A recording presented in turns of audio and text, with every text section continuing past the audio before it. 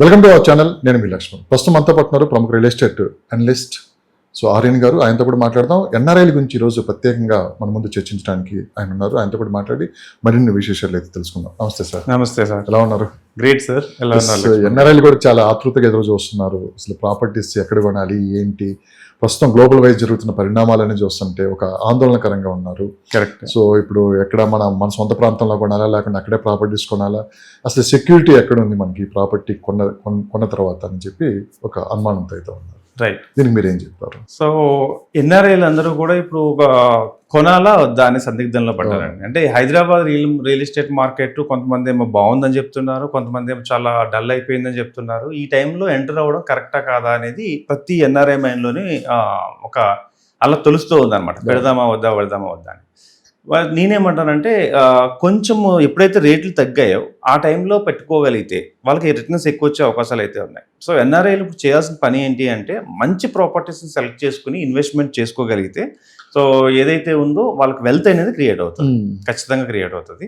So majorly వీళ్ళు ఎక్కడ ల్యాక్ అవుతున్నారు అంటే ఏ ఏరియాలో పెట్టాలి, ఏ ఏరియాలో పెడితే మంచి ఇన్వెస్ట్మెంట్ అవుతుంది, అది మంచి అప్రిషియేషన్ వస్తుంది, ఇలాంటివి తెలుసుకోవడంలో కొంచెం వెనకబట్టడంతో ఏమవుతుందంటే బిలీవ్ మీ ఆర్ నాట్ ఎన్ఆర్ఐలు పెట్టిన డబ్బుకి కోటీశ్వర్లు అయిపోవాలి వాళ్ళు ఎప్పుడో. బట్ ఈవెన్ దో ఇంత అమౌంట్ పెడుతున్నారు, లక్షలు కాదు కోట్లలో ఖర్చు పెట్టి వాళ్ళు ఇన్వెస్ట్మెంట్ పెడుతున్నా కూడా వాళ్ళ యొక్క రిటర్న్స్ పెద్దగా రావట్లేదు. అంటే ఓవరాల్గా చూసుకుంటే ఇయర్స్ పెరుగుతున్నాయి కానీ వాళ్ళకి వచ్చే రిటర్న్స్ బ్యాంక్ రిటర్న్సే వస్తున్నాయి. సో ఇలాంటి ప్రాబ్లం అనేది ఎన్ఆర్ఐలు ఫేస్ చేస్తున్నారు. దాంతో ఏంటంటే ఎందుకు ఉన్న డబ్బుతో అక్కడ ఒక ఇల్లు కొనుక్కుంటే అయిపోతుంది కదా, ఇక్కడ పెడితే ఏం ఉపయోగం ఉంది అనుకుంటున్నారు. బట్ దీంట్లో నేను మీకు చెప్పాలనుకున్నది ఏంటంటే ఎన్ఆర్ఐలు వెల్త్ క్రియేట్ అవ్వాలి అంటే ఒక ప్రాసెస్లో వెళ్ళాలి. అంటే ఎన్ఆర్ఐలు ఏం చేస్తున్నారంటే హాలిడేస్ వచ్చినాయి అనుకోండి 10 రోజులు, ఆ 10 రోజుల హాలిడేస్లో ముందే ప్లానింగ్ చేసుకుని ఒక 4 సైట్లు చూసి హర్రీబరీగా ఏదో ఒక సైట్ని సెలెక్ట్ చేసుకుని వెళ్ళిపోతున్నారు. అదే జరుగుతుంది. ఎందుకంటే 10 రోజులే వాళ్ళకి హాలిడేస్ ఉంటాయి. ఈ 10 రోజుల్లో వీళ్ళ ఒపీనియన్ ఏంటి అంటే ఒక ల్యాండ్ తీసుకొని రిజిస్ట్రేషన్ చేసుకుని వెళ్ళిపోవాలి. అంటే ఈ హర్రీలో ఎలాగైనా మనం తప్పులు చేస్తుంటాం. ఎప్పుడైనా సరే మనం కంగారు పడుతూ ఉన్నప్పుడు మనకు వచ్చే రిటర్న్స్ కూడా అట్లానే కంగారుగానే ఉంటాయి.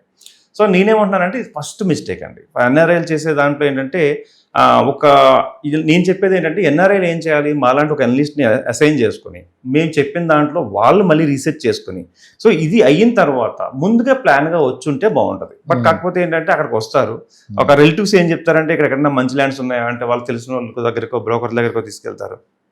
వాళ్ళు ఏదో ఒకటి 2 ల్యాండ్లు చూపిస్తారు. సో టైం లేకపోవడంతో కంగారు ఏంటంటే 1 డే అయిపోతుంది, 2nd డే అయిపోతుంది, 3rd డే అయిపోతుంది, ల్యాండ్ ఫైనల్ అవ్వదు. 4th డేకి ఏం చేస్తారంటే ఎవరొకరు బాగా రిటర్న్స్ వస్తున్నాయని చెప్తే దాన్ని నమ్ముతారు, దాంట్లో ఇన్వెస్ట్మెంట్ చేసేస్తారు, వెళ్ళిపోతారు.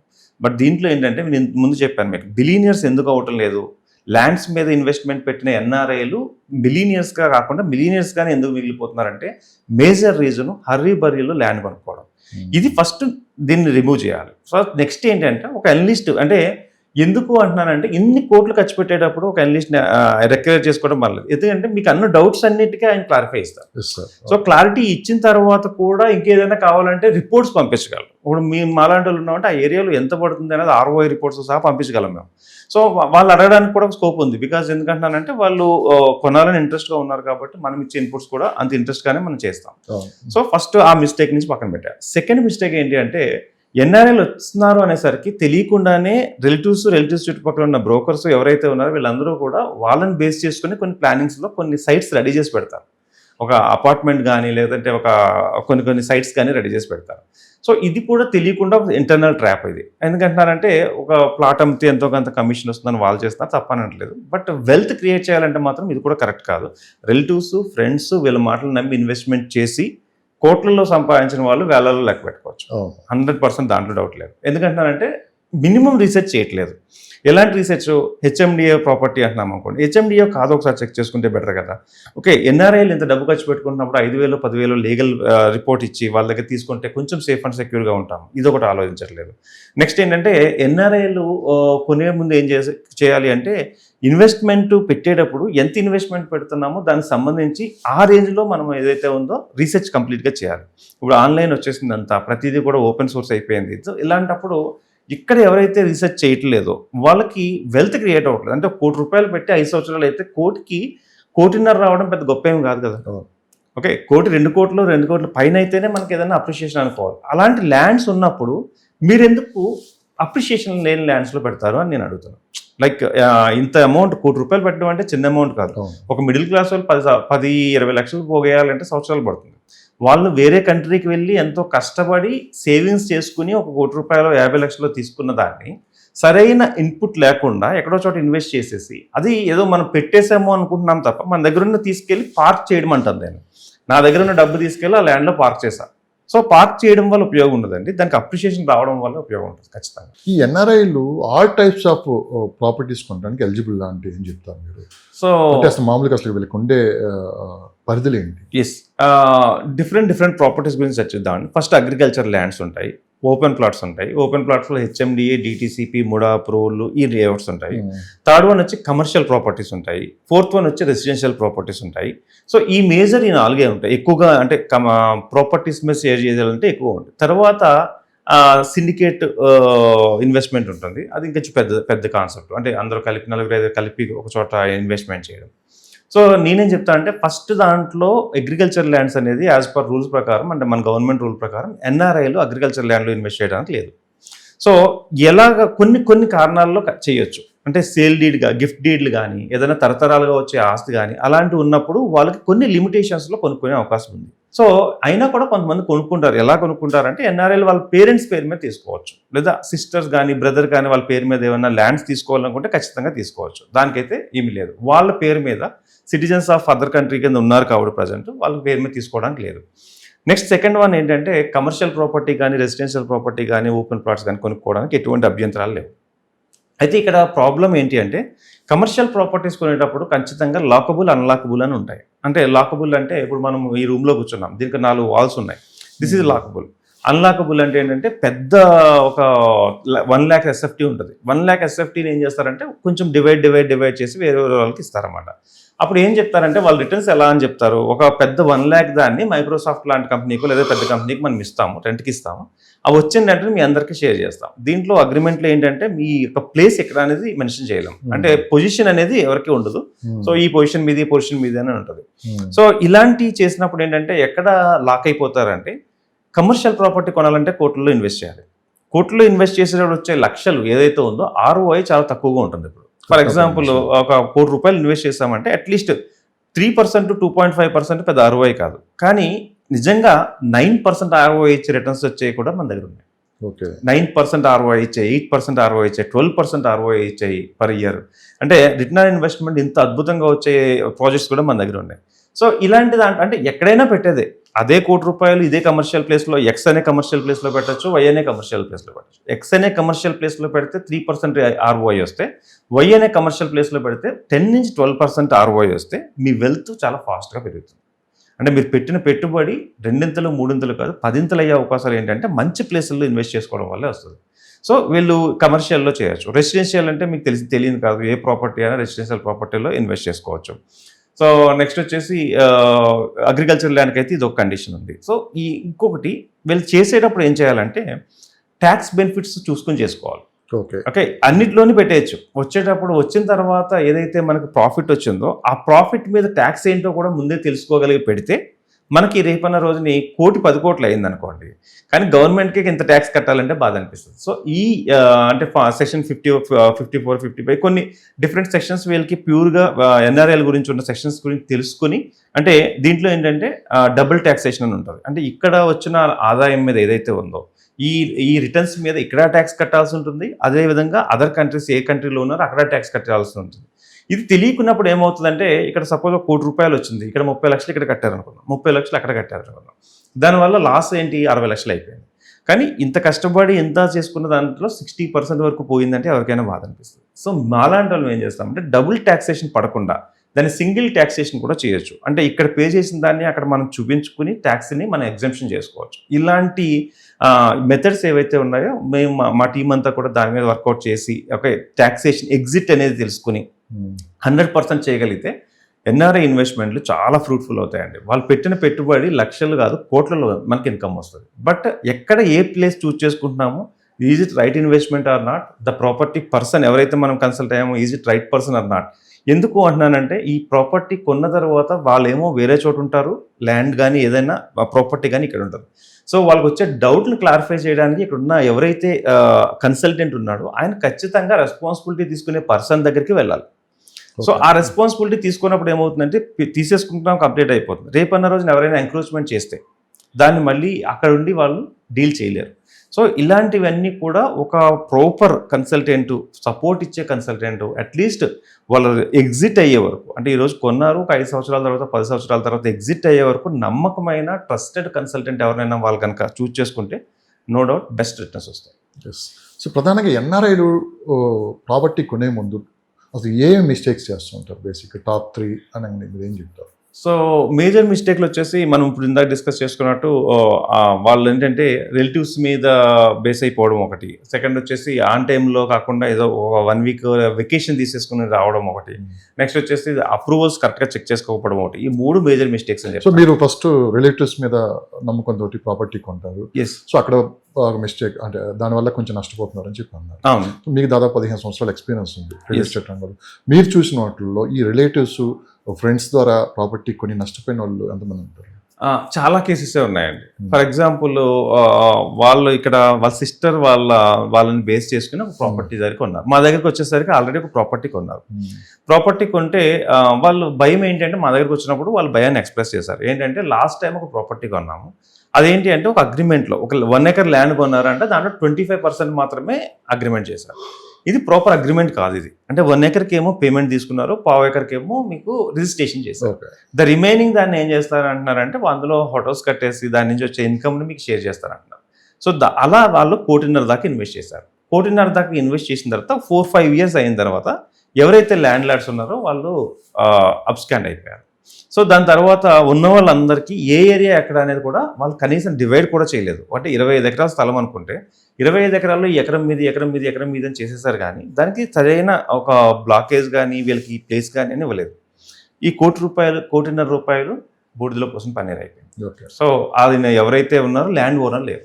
సో ఇక్కడ ఏమైంది, చిన్న గ్రీడీనెస్ ఏంటంటే ఎక్కువ రెంటల్ ఇన్కమ్ వచ్చేస్తుంది మనకి, తక్కువ రేట్లో 1 ఎకర్ పొలం వచ్చేస్తుంది అని కొన్నారు.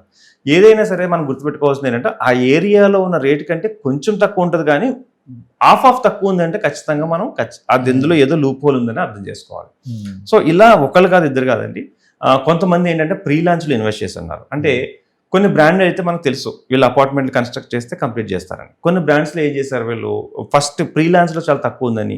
నాకు తెలిసిన ఒక స్టోరీ చెప్తాను. పటాన్ చెరువు దగ్గర ఎన్ఆర్ఐలు ఏం చేశారంటే వీళ్ళ రిలేటివ్స్ ద్వారా వెళ్ళి ఒక విల్లా కాన్సెప్ట్, నేను కంపెనీ పేరు చెప్పను, ఒక విల్లా కాన్సెప్ట్లో OTP 1 టైం దాంట్లో అయితే మీకు 95 lakhsకి పటాన్ చెరువు రోడ్డుకి చాలా దగ్గరలో ఉన్న ప్రాపర్టీ వచ్చేస్తుందని, చాలా పెద్ద SFT కూడా వస్తుందని పెట్టేశారు. 1 టైం ప్రాపర్టీ. అప్పటికి రెరా కూడా రాలేదు. నేను చాలాసార్లు మీ ద్వారా కానీ ఛానల్స్ ద్వారా కానీ చెప్పేది ఏంటంటే రెరా రాకుండా ఎట్టి పరిస్థితుల్లో డబ్బులు ఇవ్వద్దని చెప్తాను. సో రెరా రాకుండా 1 crore అంటే 95 lakhs పెట్టేశారు. వాళ్ళ ఉద్దేశం ఏంటి అంటే వాళ్ళని తప్పు అనుకోవడానికి లేదు, ఆ ఏరియాలో 2.5 కోట్లు ఉంది విల్లా, 2.5 నుంచి 3 కోట్లు అండర్ కన్స్ట్రక్షన్ విల్లా ఉంది. యాక్చువల్గా అయితే 3.5 కోట్లు ఉంది, 95 lakhsకి వచ్చేస్తుందని పెట్టేశారు. టిల్ నౌ 3.5 సంవత్సరాలు అయింది ఈ కేసు నా దగ్గరకు వచ్చి. 3.5 సంవత్సరాల నుంచి ఇప్పుడు స్టిల్ రెరా రాలేదు. రెరా రాకపోగా ఓనర్ని అందరూ ఒకేసారి ప్రెషర్ గురి చేస్తే ఏమంటాడంటే, రెరా గవర్నమెంట్ నుంచి మాకు ఇబ్బంది ఉంది, నేనేం చేయలేదు, మీ మనీ అయితే ఖర్చు అయిపోయింది, మీరు వెయిట్ చేస్తే నేను ఏదైనా చేయగలను, లేకపోతే మీ ఇష్టం వచ్చినట్టు చేసుకోండి. అంటే 95 లక్షలు కట్టిన 100 మంది ఎవరైతే ఉన్నారో వాళ్ళు ఏమి దిక్కుచోచని పరిస్థితికి వెళ్ళారు. పోలీస్ కంప్లైంట్ ఇచ్చారు. పోలీస్ కంప్లైంట్ ఇచ్చినా ఏది ఇచ్చినా కూడా ఆయన దగ్గర డబ్బులు లేనప్పుడు ఏం చేయలేరు కదా. సో ఇలా చాలామంది ఏదో ఒక దాంట్లో ఇరుక్కుపోతున్నారండి. దానివల్ల ఏమవుతుందంటే ఇండియాలో ఇన్వెస్ట్ చేయాలంటే భయం అనే పరిస్థితికి వచ్చేసారు, చాలా ఇబ్బంది పడి. సో ల్యాండ్స్లో చూసుకుంటే ప్రాపర్టీ ఏం చేస్తారంటే ఎక్స్టెన్షన్ వస్తుందని చెప్పేసి ఇప్పుడు 10 ఎకరాలు చూపిస్తారు, ఇంకా 40 ఎకరాలు ఎక్స్టెన్షన్ వస్తుందని చెప్తారు. ఈ 10 ఎకరాల్లో ఉన్న రేటు కంటే తక్కువ ఇస్తాము ప్రీ లాంచ్ అని చెప్తారు. ఈ 10 ఎకరాల్లో 20,000 ఉందనుకోండి, 10,000కి ఇస్తామని చెప్తారు. సో ఈ 10 ఎకరాలే సరిగా చేయలేరు వాళ్ళు, 20 ఎకరాలు 30 ఎకరాలు అని చెప్పి ఏదో మాయక కబుర్లు చెప్పేసి ఆ డబ్బులు తీసుకొని రిజిస్ట్రేషన్ చేయరు. 3 సంవత్సరాలు 5 సంవత్సరాలు 7 సంవత్సరాలు ఈ రేంజ్లో రిజిస్ట్రేషన్స్ కానీ చాలా వరకు నా దగ్గర తెలిసింది. ల్యాండ్కి పేమెంట్ కట్టి 3 సంవత్సరాలు 5 సంవత్సరాలు ఇంకా మోర్ దాన్ అయినా కూడా ల్యాండ్కి ఇప్పటి వరకు రిజిస్ట్రేషన్ చేయలేక, వాళ్ళు అక్కడి నుంచి తిరగలేక, ఫోన్ చేసి ఏమీ చేయని పరిస్థితుల్లో, కనీసం లేదంటే ఒకళ్ళిద్దరు అయితే తిరగబడతారేమో కానీ ఎన్ఆర్ఐల్లో చాలా మంది ఇలా లాస్ అయిపోతారు. ఉమ్. నేనేమంటున్నానంటే అంత కష్టపడి సంపాదించుకున్న డబ్బుని ఇన్వెస్ట్ చేసే ముందు దయచేసి చెప్తున్నా జాగ్రత్తగా ఒకరికొకరు ఎవరో ఒకరు చెప్పారని చెప్పేసి కంగారు పడిపోయి ఇన్వెస్ట్ చేయడం కాకుండా మంచి ప్రాజెక్ట్స్లో ఇన్వెస్ట్ చేయాలి. బ్రాండ్ కంపెనీలో చూసుకోండి, బ్రాండ్ కన్సల్టెంట్ తీసుకోండి. ఇంత ఖర్చు పెట్టినప్పుడు ఒక మంచి లీగల్ ఒపీనియన్ ఏమైనా ఉంటే తీసుకోండి. ఇలాంటివన్నీ మనం చేసుకున్నప్పుడు మాత్రమే వెల్త్ క్రియేట్ అవుతుంది. సార్ రియల్ లేకపోతే ఎస్టేట్ అక్కడ కష్టం, ఇక్కడ లాస్. రియల్ ఎస్టేట్ రంగంలో ప్రధానంగా మనకి ఈ ప్రాపర్టీస్ కొన్నోళ్ళు అమ్మినోళ్ళు మోసపోయిన వాళ్ళు అంతా ఏంటంటే పోలీస్ స్టేషన్కి వెళ్తారు, తర్వాత కోర్టులకు వెళ్తూ ఉంటారు. అవే సత్వరంగా పరిష్కారం అవ్వవు. ఎస్ బేసిక్గా ఇప్పుడు పోలీస్ స్టేషన్కి వెళ్తే ఉంటారు, లీగల్గా మీరు ఇది వెళ్ళాలి. కోర్టుకి వెళ్ళాలంటున్నారు. కోర్టుకి వెళ్తేనేమో సంవత్సరాల తరబడి ఆ కేసులు ఎప్పటికి అవుతాయో తెలియదు, అది ఎప్పటికీ కంప్లీట్ అవుతాయో కూడా తెలియదు. ఎందుకంటే మనం చూస్తున్నాం రియల్ ఎస్టేట్లో ఇది ఎక్కువ కనిపిస్తూ ఉంటుంది. డన్. సో మరి ఒక ప్రాపర్టీ కొనే ముందు ఇవన్నీ ఆలోచించకుండా ఎందుకు తొందరపడి ఫ్రెండ్స్ చెప్పారనో, లేకుంటే ఆఫర్స్ ఇస్తున్నారని చెప్పో, ఫ్రీ లాంచ్లు అని చెప్పో, లేకుంటే మీరు అన్నట్లు పర్మిషన్ లేకుండా చాలా వరకు వెంచర్లు వేస్తూ ఉంటారు.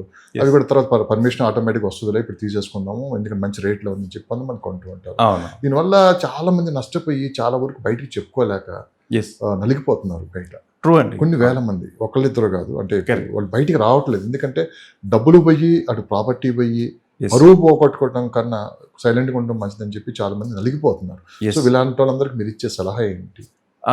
ఈ సేల్స్ ఏదైతే కొంటున్నారో మీరు చెప్పినట్టుగా ఆఫర్లు చూసో ఏదైనా కొంటున్నారో దీన్ని ఎమోషనల్ సేల్స్ అంటారండి. ఎమోషనల్ సేల్స్ అంటే ఈజీగా అర్థం కావడానికి అమెజాన్లో ఒక ఆఫర్ వస్తుంది, ఏది లైక్ బిగ్ ఇండియా సేల్ అనో ఏదో ఒక సేల్ వస్తుంది. ఆ సేల్లో ఏంటి అంటే మీకు ఒక ల్యాప్టాప్ కానీ ఏదైనా సరే ఆ ల్యాప్టాప్ ఈ 3 రోజుల్లో కొంటే ఇంత తక్కువకి వచ్చేస్తుంది. ఓకే, మీరు చెక్ చేసి చూసుకోండి, తర్వాత కూడా అదే ఆఫర్ ఉంటుంది సుమారు కానీ. బట్ అది ఎమోషనల్ సేల్, ఫోమో క్రియేట్ చేస్తారు, ఫియర్ ఆఫ్ మిస్సింగ్ అవుట్. ఇది మిస్ అయితే నీకు రేపొద్దున జీవితం మిస్ అయిపోతుంది అనేది క్రియేట్ చేస్తారు. ఎవరైతే అలా క్రియేట్ చేసినప్పుడు మనం ఎమోషనల్గా ఏమవుతాం అంటే అరే లాస్ అయిపోతాం, ఇప్పుడు కొనకపోతే మిస్ అయిపోతాం. ఇప్పుడు ఇందాక చెప్పిన ఎగ్జాంపుల్ చెప్తాను, విల్లా అనేది 95 lakhs, మీరు ఓటీపీలో కడితేనే ఈ రేటు, ఓటీపీలో కట్టకపోతే 2 కోట్లు పెట్టాలి. 2 కోట్లు. అంటే ఏమనిపిస్తుంది మనకి, 2 కోట్ల విల్లా 95 లక్షలకు వచ్చేస్తుంది, అంటే 1,05,00,000 నాకు లాభం వచ్చేస్తుంది. ఇది ఎమోషనల్, వాళ్ళ సేల్ ఎమోషనల్గా చేస్తారు. మనం ఎమోషనల్గా ఇక్కడ సేల్ని తీసుకోగలిగితే ఖచ్చితంగా ఇది లాస్ కానీ లాభం అనేది ఉండదు. ఇందులో ఎవరు తప్పు అంటే ఎమోషనల్గా మీరు ఒక ఇంత తేడా ఉంటే, అంటే 95 lakhs విల్లా 1.2 lakhsకి 95 lakhsకి వస్తుందంటే ఓకే, దగ్గరలో పర్లేదు, ఓటీపీ మోడల్లో కొనుక్కోవచ్చు. ఇంత వేరియేషన్ డబుల్ లాస్ తేడా వస్తుంది అంటే ఖచ్చితంగా మనం ఆలోచించాలి. ఇలాంటి ఎమోషనల్ సేల్స్లోకి వెళ్ళి ఇరుక్కోనే కంటే కూడా ఎప్పుడైనా పెద్ద ఇన్వెస్ట్మెంట్లు కొనే ముందు ఈరోజు కొందాం అనుకుంటే దాన్ని 48 hours హోల్డ్ చేయాలి. ఇది ఒక రూల్ అండి.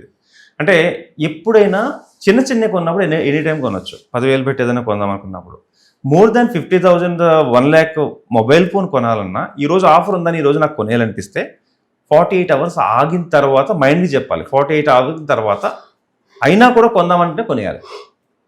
మీకు చెప్తున్నాను, ఈ రోజు దాటిన తర్వాత రేపు కొనాలంటే ఆలోచిస్తాం. రెండో రోజు కూడా ఇంకొంచెం ఎనాలిసిస్ చేసుకుంటాం.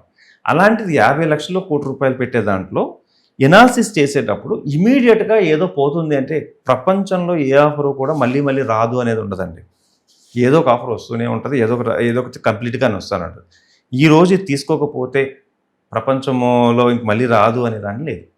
నేనేమంటానంటే ఆఫర్లు మంచివే, కానీ మనం కంగారు పడకుండా ఎమోషనల్గా బ్యాలెన్స్డ్గా ఉంచుకొని మనం చేసుకోగలిగితే 100% బెస్ట్ రిజల్ట్. 1 కోటి రూపాయలు ఖర్చు పెడతా ఉంటారు, చిన్న ఆఫర్లకే అటెంప్ట్ అయ్యి నష్టపోతున్నారు చాలా మంది. ఇంకా మార్పు రావట్లేదు. ఇన్ని అవేర్నెస్ తీసుకుని వచ్చినా, ఎంత అవేర్నెస్ తీసుకుని వచ్చినా మార్పు రావట్లేదు. ఇంకా దీనికి రీజన్ మెంటాలిటీ ఎలా అది అంటారు అంటే, దీనికి రీజన్ ఏంటంటే తక్కువ టైంలో ఎక్కువ బెనిఫిట్ రావాలి.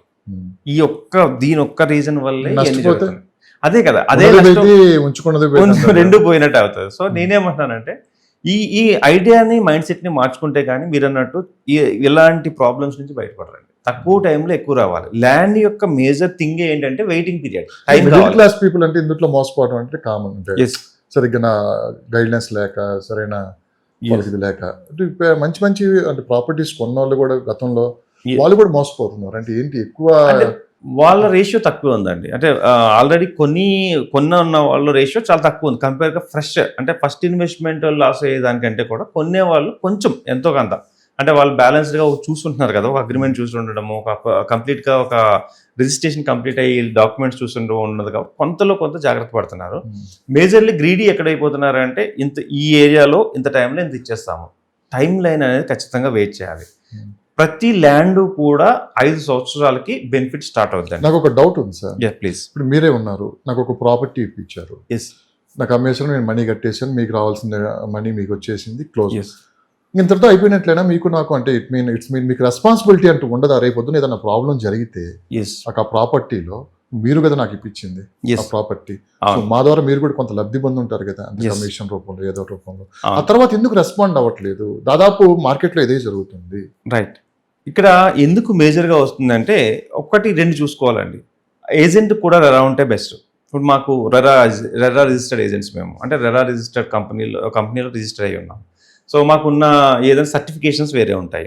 ఓకే, నార్మల్ బ్రోకర్కి మాకు తేడా ఏంటి అంటే ఆయన వచ్చి వెళ్ళిపోవచ్చు, మేము అంటే రిజిస్టర్డ్ కాబట్టి Registered కాబట్టి we can మీరు- హోల్డ్ గవర్నమెంట్ అథారిటీలో ఉన్నాము. ఇక్కడ ఏమవుతుంది, కంపెనీస్ కూడా రెరా రిజిస్టర్డ్ అయితే ప్లస్ పాయింట్ ఏంటంటే వాళ్ళకి ఏదైనా అన్యాయం జరిగినప్పుడు రెరా నుంచి అయినా అట్లీస్ట్ కనీసం ఒక ప్లాన్ చేసుకుని మనం చేసుకోగడానికి ఉంటుంది అనమాట. బట్ కాకపోతే కంప్లీట్ అయిన తర్వాత ఎవరైతే ఒకసారి 2 సార్లు చేసేసి కొంత అమౌంట్ తీసుకుని వెళ్ళిపోదాం అనుకుంటారో, అంటే ఎక్కువ కాలం రియల్ ఎస్టేట్లో ఉండాలనుకునే వాళ్ళందరూ కూడా జస్ట్ 2-3 సేల్స్ చేసుకుంటారు, అమౌంట్ వస్తుంది, వాళ్ళు స్కిప్ అయిపోతారు. కానీ కంటిన్యూగా ఉండే, అంటే మేము ఇప్పుడు 10-15 ఇయర్స్ నుంచి మేము ఉన్నాము, అంటే ఇంకా ఫ్యూచర్లో కూడా బెస్ట్ ఇవ్వడానికి మేము రెడీ చేస్తాం. ఇలాంటి వాళ్ళ దగ్గరికి వెళ్ళి మీరు చేసుకోగలిగితే బెస్ట్, అంటే రేపున్న రోజు రెస్పాన్సిబిలిటీ ఉంటుంది అన్నట్టు. అంటే ఎగ్జిట్ మోడల్ తెలియకుండా ఎన్ఆర్ఐలు ఇన్వెస్ట్ చేస్తున్నారు. ఎగ్జిట్ మోడల్ అంటే ఏంటంటే ఈరోజు కొన్నాము, దీన్ని ఎప్పుడు అమ్మాలో కూడా తెలిసి ఉండాలి. 5 ఇయర్సా 10 ఇయర్సా 15 ఇయర్సా నేను పెట్టుకుంటూ కూర్చుంటానన్నా కూడా మంచి డబ్బులు వచ్చినప్పుడు ఎగ్జిట్ అవ్వకపోయినా తప్పేమీది. నేను చాలా మంది, ఒక చిన్న ఎగ్జాంపుల్ చెప్తా దానికి. శంషాబాద్ దగ్గర కొంతమంది నాకు తెలిసిన, నేను ఇన్వెస్ట్ చేయించిన వాళ్ళు వేరే వాళ్ళు ఉన్నారు. ఒకనొక టైంలో ఎయిర్పోర్ట్ కంప్లీట్ అయిపోయిన తర్వాత మంచి ల్యాండ్స్కి మంచి రేట్ వచ్చినప్పుడు నేను చెప్పాను, sir this is the right time, మంచి రేట్ ఉంది, చుట్టుపక్కల మంచి ప్రాజెక్ట్స్ వస్తున్నాయి, ఇప్పుడు ఎగ్జిట్ అయితే బాగా వస్తుంది, లేదు సార్ ఉంచేద్దామన్నారు. తర్వాత కొన్ని కారణాల వల్ల ఏంటంటే ఆ చుట్టుపక్కల డెవలప్మెంట్ ఆగిపోవడం వల్ల ఇప్పుడు మళ్ళీ ఉన్న రేట్ కంటే తగ్గిపోయింది. అంటే ఇలా కూడా జరగవచ్చు. ఉన్న రేట్ కంటే తగ్గిపోవడం అంటే ఏంటి, ఎవరు అడగకపోతే అదే రేట్లో ఉండిపోతుంది అక్కడ. అంటే ఏదన్నా ఒక కంపెనీ కానీ రావడం కానీ ఏదైనా జరిగితే మనకు వస్తూ ఉంటుంది అన్నమాట. ఒకనొక టైంలో ఎగ్జిట్ అవ్వడం కూడా తెలిసి ఉండాలి. ఎగ్జిట్ లేకుండా, అంటే అభిమన్యుడు లాగా అనమాట, లోపలికి వెళ్ళడం మాత్రం తెలుసు, యుద్ధం చేయడం తెలుసు, బట్ బయటికి రావడం తెలియదు. సో ఇలాంటి అభిమన్యులు చాలామంది ఉన్నారు చెప్పాలంటే. ఈ ల్యాండ్లో కొనేసి ఎగ్జిట్ ఎప్పుడు అవ్వాలో తెలియదు, ఎలా అవ్వాలో తెలియదు, ఎక్కడి నుంచి ఎగ్జిట్ అవ్వాలో అనే ఒక ప్రాసెస్ లేకుండా చాలామంది ఇబ్బంది పడుతున్నారు. మీరు నమ్మకపోండి, మంచి ప్రాజెక్టు కొన్న తర్వాత ఎగ్జిట్ అవ్వడం తెలియక ఎంతో కొంత వస్తే ఇచ్చేద్దామని పరిస్థితిలో ఉన్నారు.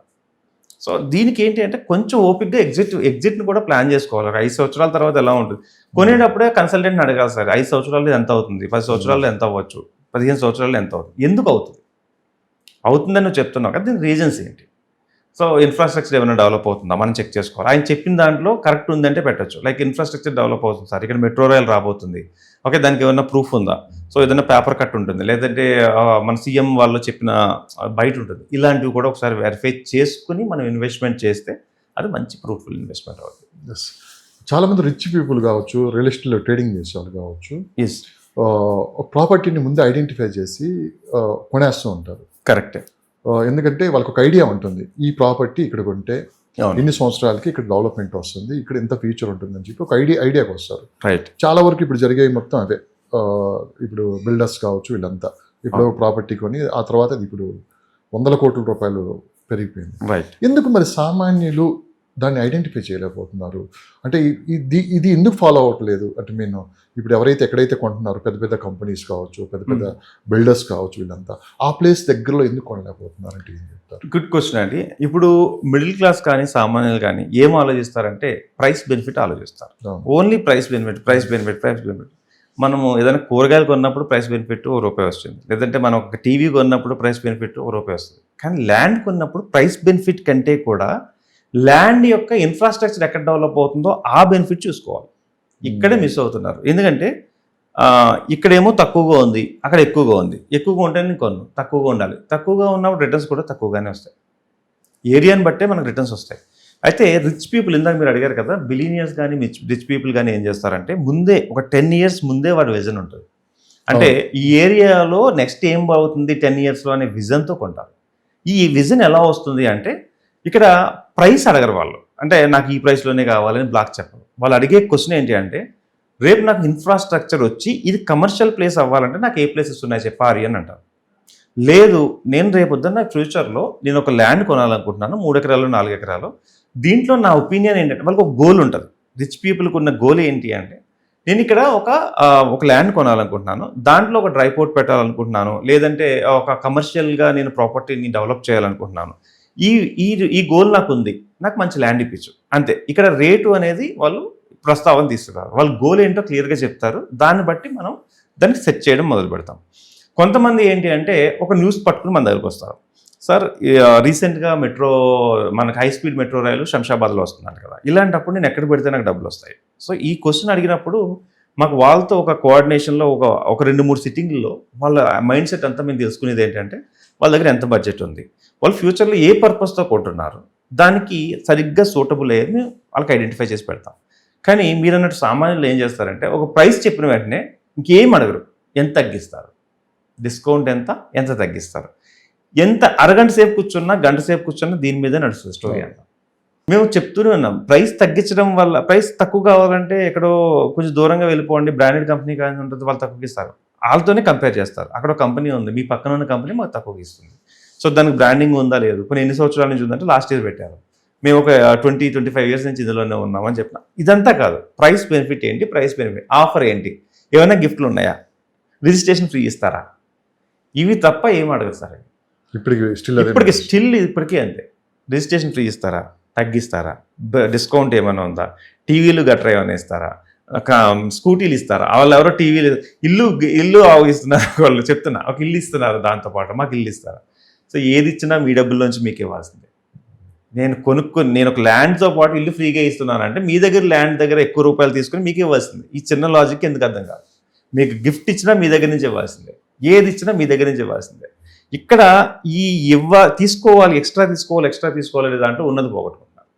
ఇదొక్కటి బాగా సామాన్యంలో. కానీ బిలియనర్స్ ఏం చేస్తారంటే ఏ ఏరియా డెవలప్ అవుతుంది, వీళ్ళ పనే ఏంటి అంటే తిరుగుతూ ఉంటారు, చూస్తూ ఉంటారు, ప్రతి ఒక్కరికి కాల్ చేసి అడుగుతూ ఉంటారు, ఈ ఏరియాలో ఏం పెట్టుకుంటారు, ఐడెంటిఫై చేస్తారు. మొన్న కాల్ వచ్చింది, సార్ నాకు వేర్ హౌస్ పెడదామని ఉంది, ఏ ఏరియాలో తీసుకుంటే ఇన్ని హైవేలు ఉన్నాయి కదా, నేను వేర్ హౌస్ అంటే లైక్ అమెజాన్ వాళ్ళు అంది వేర్ హౌస్ ఎలా ఉంటుందో అలాంటిది పెట్టాలనుకున్నాను.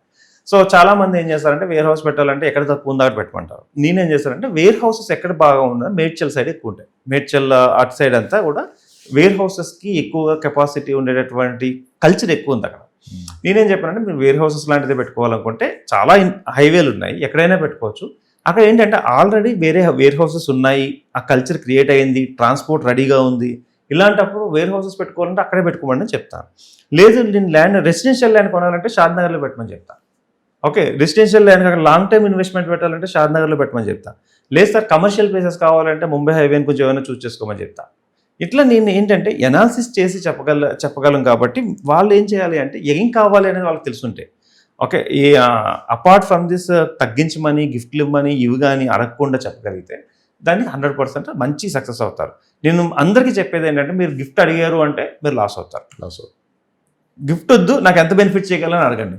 నాకు ఇల్లు వద్దు, మొత్తం కంప్లీట్ అయిపోయిన తర్వాత నాకు ఇల్లు వద్దు, ఆ ఇల్లు వాల్యూ ఎంత అడగండి. ఫస్ట్ ఇల్లు వాల్యూ ఉంటుంది సార్ ఒక 7-8 లక్షలు అయితే నేను ఇప్పుడు కొంటున్నాను కదా, ఇందులో 8 లక్షలు తగ్గించేమనండి, చూడండి, అడగమని చెప్పండి, కరెక్ట్గా లైన్లోకి వస్తారు అందరూ.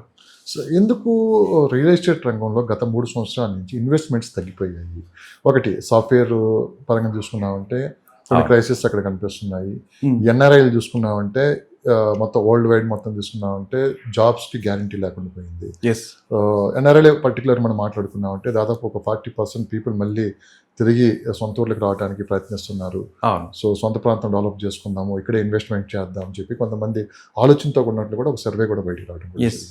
ఎందుకు ఇలాంటి పరిస్థితులు రావడానికి కారణం ఏంటి? ఓవరాల్గా ఒక 20 సంవత్సరాలు అంటే మనకి 2000 నుంచి 2024 వరకు ఒక రకంగా నడిస్తే మార్కెట్, ఆ తర్వాత నుంచి ఒకసారిగా చేంజెస్ కనపడుతున్నాయి. అంటే ట్రంప్ రావటం, ఇక్కడ ఐటీ, ఇక్కడ మనకి ఇక్కడ తీసుకున్నామంటే ఐటీ కూడా ఒకసారిగా ఏ టెక్నాలజీ రావటం, ఓవరాల్గా ఏంటంటే అన్ని రంగాల మీద ప్రభావం చూపిస్తుంది. ప్రధానంగా తీసుకున్నామంటే గల్ఫ్ కంట్రీస్లో మొన్నటి వరకు దుబాయ్ అండ్ ఇక్కడ రియల్ ఎస్టేట్ అనగానే ఒకసారి ఇంకా ప్రపంచం మొత్తం అటువైపు చూసింది. రైట్. అలాంటిది ఈరోజు అక్కడి నుంచి అసలు బయటపడటానికి సపరేట్ Exit. ఫ్లైట్లు వేసుకొని చాలా చాలా ఇబ్బందులు పడి Ah. మనం బ్రతికితే చాలని చెప్పుకొని బయటకు వచ్చిన వాళ్ళు కూడా చాలా మంది ఉన్నారు. రైట్. ఈ వాతావరణం అంతా చూస్తుంటే ఇప్పుడు మన సొంత ప్లేస్లోనే మనం బ్రతికినా లేకుంటే సక్సెస్ అయినా ఫెయిల్ అయినా కానీ మన ప్రాంతంలో మనం ఇన్వెస్ట్మెంట్ చేసుకొని మనమే డెవలప్ అవ్వాలనుకుంటే ఎంతవరకు అది బాగుంటుంది అంటారు మీరు? మంచిదేనండి. ఎందుకంటున్నానంటే ఇప్పుడు మీరు చూస్తే Tier 2, Tier 3 సిటీస్ బాగా డెవలప్ అవుతాయి. అంటే హైదరాబాద్ లాంటి చిన్న చిన్న ఊర్లు ఏవైతే ఉన్నాయో, నిజామాబాద్ కానీ, కామారెడ్డి కానీ, డిచ్పల్లి కానీ, ఇలాంటి చిన్న చిన్న ఊర్లు ఎటువైపు చూసుకున్నా ఆల్ సైడ్స్ సెకండ్ సిటీస్ ఉంటాయి కదా. హైదరాబాద్ అనేది మెయిన్ సిటీ. దానికి కాకుండా చిన్న చిన్న సిటీస్ ఏవైతే ఉన్నాయో అవి బాగా డెవలప్ అవుతున్నాయి. బికాస్ మీరు అన్నట్టు కొంచెం మైండ్ సెట్ మారడం. ఎందుకంటే మన దగ్గరలో ఉన్న దాన్ని మనం ఇన్వెస్ట్ చేసుకోవాలనుకోండి. ఎందుకంటే ఇప్పుడు రీజనబుల్ రేట్లలో వస్తాయి. ఒక ఎకరాల్లో చూసుకున్నా మనం ఏది తీసుకోవచ్చు. వన్స్ ఇన్ఫ్రాస్ట్రక్చర్ డెవలప్ అయిన తర్వాత స్క్వేర్ యార్డ్లోనే తీసుకోవాలి. ఎకరాల్లో తీసుకుందామంటే మనకు రాదు. సో ఎన్ఆర్ఐలు నేను చెప్పాను కదా, చాలా మంది మోసపోవడం వల్ల విసిగిపోయారు కొంతమంది. ఓకే, జాబ్స్ పోవడం వల్ల కొంతమంది ఇన్వెస్ట్మెంట్స్ ఆపేశారు. అండ్ నెక్స్ట్ వచ్చేసి ఎక్కడ పెట్టాలో తెలియక కన్ఫ్యూజన్లో ఆపేశారు. ఇంకా తగ్గుద్దేమో, ఇంకా పడిపోతుందేమో రియల్ ఎస్టేట్, అప్పుడు పెడదామని కొంతమంది ఆపేశారు. అంటే డిఫరెంట్ రీజన్స్తో ఆపేశారు. బట్ ఎప్పుడు కూడా రియల్ ఎస్టేట్ ఇన్వెస్ట్మెంట్ డబ్బు ఉన్నప్పుడు ఆపకూడదు. ఫస్ట్ రూల్ ఇది. డబ్బు ఉన్నప్పుడు ఏదో ఒక ప్లేస్లో మంచి ప్లేస్లో చూసుకుని ఆగాలి. కానీ ఇంకా తగ్గుద్ది, ఇంకా వస్తుంది అనుకుంటే అది బంగారం కాదు, వెండి కాదు. ఇంకా తగ్గుతుందేమో లేదా పెరుగుతుందేమో అనుకో. ల్యాండ్ ఎప్పటికప్పుడు మనం క్రియేట్ చేయలేం కాబట్టి ల్యాండ్ రేట్లు ఎప్పుడు ఖచ్చితంగా పెరుగుతూనే ఉంటాయి. మనం ఇన్వెస్ట్మెంట్ చేయకపోతే వేరే వాళ్ళు వచ్చి ఇన్వెస్ట్ చేస్తారు అదే ల్యాండ్లో. మనం తీసుకొని బెనిఫిట్ ఏదో వాళ్ళు తీసుకుంటారు ఖచ్చితంగా. సో ఇన్వెస్ట్మెంట్ అనేది ఆపకూడదు ఎప్పుడు కూడా. డబ్బులు ఉన్నప్పుడు, డబ్బులు లేకపోయినప్పుడు కొంతవరకు మనం ఏదన్నా అప్పు చేసైనా సరే ఒక ప్లాట్ని దక్కించుకోవడం మంచిది. ఎందుకంటే ఫ్యూచర్లో అది కొనాలన్నా కూడా ఇప్పుడు హైదరాబాద్ సిటీలో ఎక్కడైనా కొనాలంటే కొనలేము. అన్నీ కూడా ఎకరం చూసుకుంటేనే 70 కోట్లు, 100 కోట్లు, 150 కోట్లు పెరిగిపోయింది. సో ఇలాంటి పరిస్థితి అవుట్కట్స్కి రావాలంటే ఒక 20 సంవత్సరాలు పడుతుంది. అప్పటి లోపల ఇప్పుడు కొనుక్కున్న వాళ్ళు 20 సంవత్సరాలు వెయిట్ చేయగలిగితే ఇప్పుడు ఏదైతే బెనిఫిట్ ఉందో ఆ బెనిఫిట్ వాళ్ళు కూడా పొందగలరు. 20 సంవత్సరాలు వెయిట్ చేయాలనుకున్న వాళ్ళు అట్లీస్ట్ 10 సంవత్సరాలైనా వెయిట్ చేస్తే అందులో హాఫ్ బెనిఫిట్ వస్తుంది. 5 ఇయర్స్ అన్న వెయిట్ చేస్తే రిటర్న్స్ ఏవైతే ఉన్నాయో మనకు బ్యాంక్ రిటర్న్స్ కంటే కూడా బెస్ట్ రిటర్న్సే వస్తాయి. ఇందులో ఏంటంటే మినిమము 15 నుంచి 22% రిటర్న్స్ వచ్చే ప్లేసులు కూడా ఉన్నాయి. అంత ROI వచ్చేది. అట్లీస్ట్ మిడిల్గా చెప్పాలి అంటే 8 to 12% రిటర్న్స్ వచ్చే ఉన్నాయి.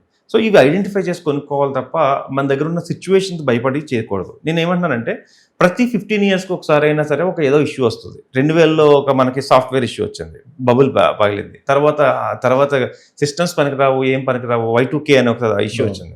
ఆ తర్వాత ఏం చేయాలో తెలియదు అనుకున్నప్పుడు సాఫ్ట్వేర్ వాళ్ళందరూ కలకలం రేగింది. అప్పుడు కొంచెం తర్వాత మళ్ళీ దాని సొల్యూషన్ అయితే వచ్చింది.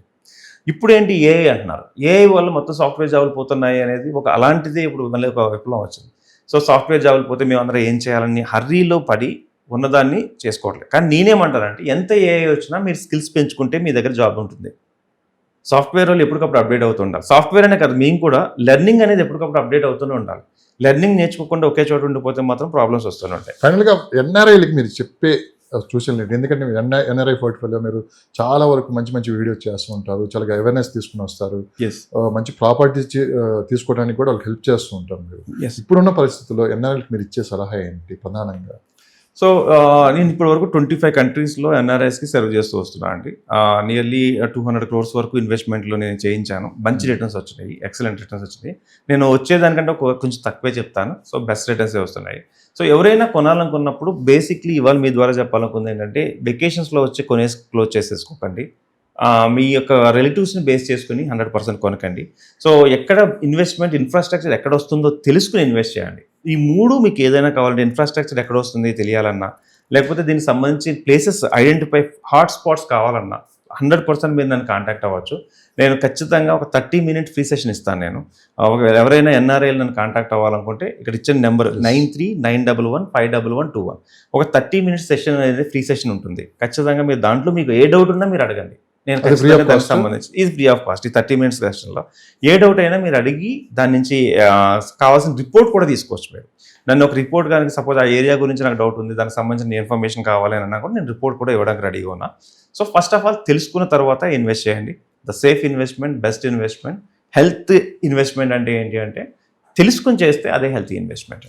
Thank you sir. Thank you so much Laxman గారు.